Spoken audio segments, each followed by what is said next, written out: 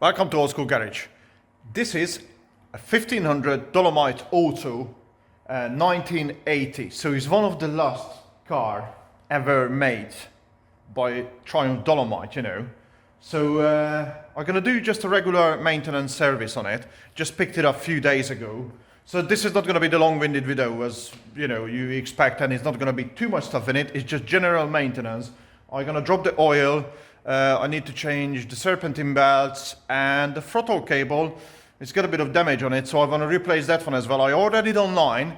I'm not sure if it's going to be the right one because none of them is listed as an auto. All of them listed manual, but it's a twin carb, so it should be the, well, I hope it's the same because it's only the gearbox is different. So let's crack on with it, lift this car up and drop the oil first. So, oil filter just down there. It's a spin-on one, not a cartridge one.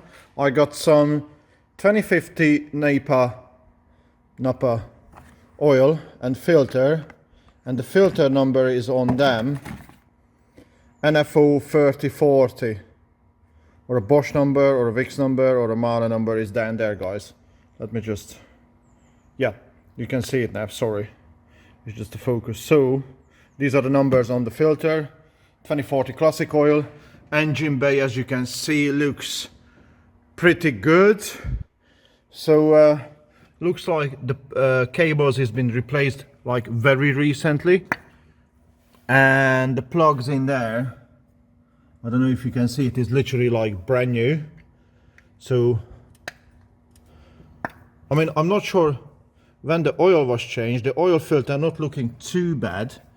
I don't know if you can see it down there. Yeah, it's not looking too bad, but to be honest with you, I want to make sure it's clean and nice, and you know, oil is one of the most important part of your classic car, really, because that's the lubrication for your engine. You know, it's I mean, what was it, 25 quid for the oil and the filter, something like that, 30 quid. So it's nothing really compared to how much damage you can do if your engine is ruined. So let's get it up in a ramp and drain the oil and see what condition the oil are. So there we go. I loosened the bolt a little bit and cleaned it because I can't do it while I'm trying to work on a car and film it as well.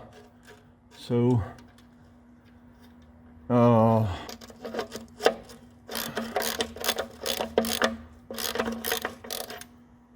okay, hopefully it's coming out now. Engine is warm because I just drove the car in. Look at the size of this bolt, guys. Ooh. Oh, look at the state of this oil.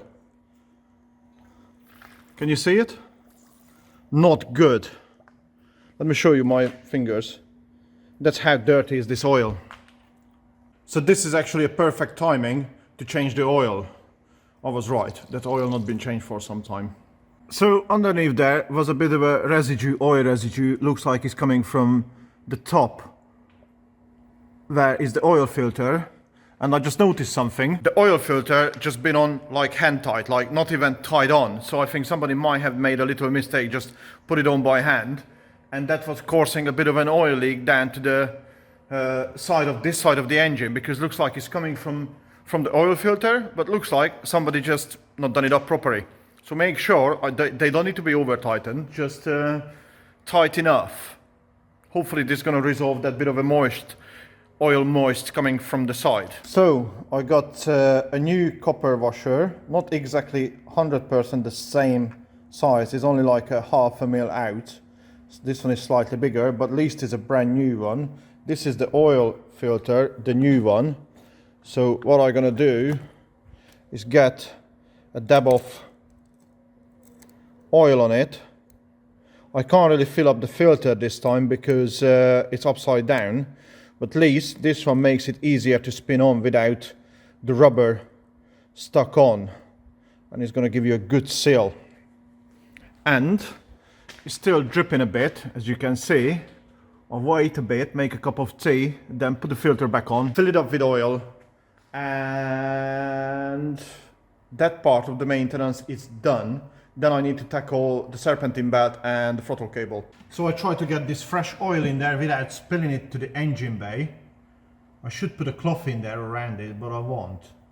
Because you never do you? Do you ever do it? please drop in down in a comment how do you put your oil in there. I quite like these little funnels on the end of the bottle. I think it makes it a bit easier. And just go this way so we don't get the splashbacks. There you go. The dipstick is then just underneath the carbs. Already looks like brand new oil in there, so just check the level first. Obviously we need to start it up to get the oil filters filled. Okay, so we're halfway between minimum and maximum.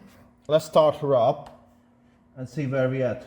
So to take the serpentine belt off, you got the adjuster in there, and also underneath there is a bolt going through which is holding the alternator on. Need to loosen that one as well. And this one, then I already loosened it, so you see it's quite slack. So I'm gonna rip this one off, and I got a new belt in here, which hopefully is the right one. And you already can see the difference. This one is so crusty, and if you see this piece down in here, let me just, hopefully I can get some light on it. Can you see it? It's ripped apart, so it's quite dangerous to drive it like that, because that's your cooling and your charging as well. So if that one goes, your water pump goes and your charger, so you buggered, isn't it? There's no point to break down when it's, the cost of this is like, I can't remember what it was, like a tenner or something, 12 quid, 10 pounds. So it's make no sense, is it? The servicing all this car is about 60 quid, you know, which is like, if you do it every year, I mean, you don't need to do all the belts every year, but you know what I mean? It's nothing really. It's a classic. You ain't gonna drive it more than a couple of thousand miles a year anyway, or 1,000 miles. So might as well keep on top of it. It's easier than break down, and it costs you a lot more. So just to show you, new belt, old belt, completely visible. This is so narrow now, especially when you look at the sides. I don't know how much you can see from it on the camera, and this one is damaged as well. This one is a much nicer belt with more reinforcement in there, and it's wider, so it's going to sit a bit higher on a pulley, because when they wore out, that's what happens. They narrow down and they dropping. That's why they slacken. That's why they slacken. So same way, put the big pulley on in the front, put the fan on with the water pump.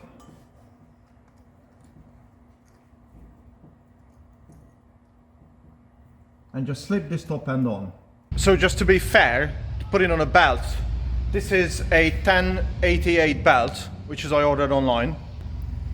And I don't want to make it up was easy, so it's 10 by 1088. That's the belt size and number, and if you can see, that's the belt number I ordered. It's this is on the lowest setting, yeah, and it's still really tight.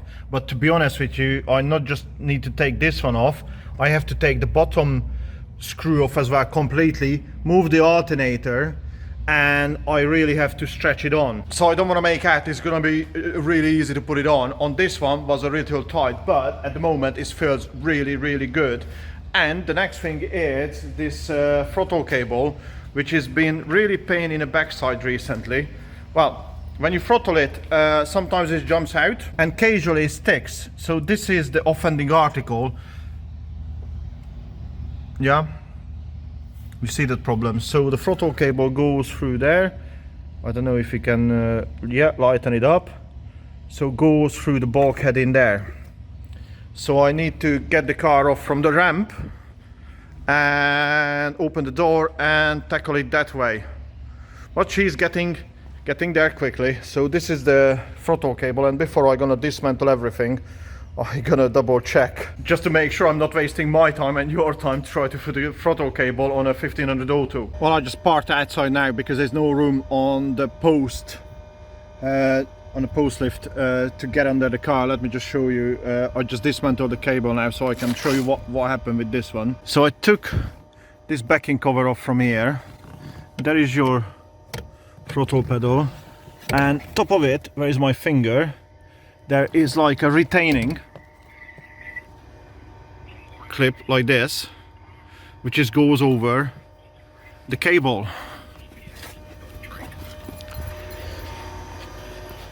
And your cable down here and here should pull off. And hopefully it's gonna be the same cable as I need for here.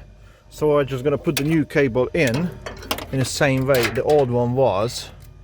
Just go through there before I pull the cable off, you know. Just go through there, go underneath there. It's a bit awkward to film and try to show you what's happening. So this one goes through there. You see the cable in there going through, and I need to find that hole again where it came out from, which was, I don't know, can you see down there? I need to plonk it back in, this new one. Sorry if it's not going to be the best of the filming this time. Plonk it back in, then I need to pull the cable through, push this end in, then I can attach it inside the pedal. I don't know if you can see it. Can you see it? Can you see it just pointing over there?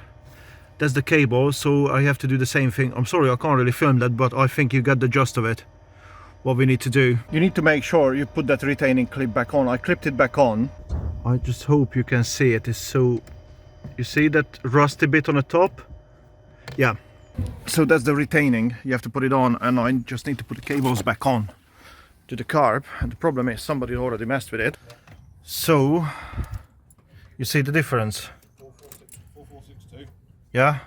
So this one is completely different. So I need to find a bolt to go through there, because it should be like an unthreaded clip with like a cotter pin in the end to put it back on. So I'm in a lucky situation. I'm by T-Oak 4x4 and I can maybe find something. So it looks like the cable I ordered is the wrong one altogether. Bummer. So because the other throttle cable is really broken now, I tried to put it back and it's mangled. I just cut with a disc cutter a piece out, so make this cable a bit longer, and hopefully it's gonna fit now. So after a bit of messing around, the throttle cable is in now, because the old cable just give a ghost to us now, so it won't work. So this is the temporary permanent bodge now. Bodge it and Scarpa. Hey? Bodge it and Scarpa. But if it works, is it a bodge? Oh. You tell me. So at the minute, this is the fixing for the throttle cable, and looks like it's working. So that's it for this episode. This is just a maintenance video on this little Dolomite, and I just want to start it up for you to show you this little baby. And we got the other project going on with the Tata. I've been filming with that, and I got this wrap in there, and I've been filming months and months and months with a car. You see that radiator? That's another project. It's not been revealed yet, and hopefully the next couple of months is going to be revealed, like a series of filming. Actually filming 2 series at the moment. Believe it or not, it takes a lot of months before you can release any of these classic builds, but I think it's going to be a really interesting one. I think you're going to really enjoy it. Both of the series is coming out, and I might do a little series with this Dolomite as well. It's either on an Old School Garage Motoring show or Old School Garage Build It channel. I don't know which one I'm gonna release it. Probably some in here, some in there. So thank you so much for watching, and tune in for next time, because we're gonna have a road review with this little Dolomite 1500 Auto. So if you're new to this channel and you never subscribe, here is the time. If you enjoy this content and if you really liked it, please hit me with the thumbs up as well, and I see you at the next time. Thank you. Ta-da!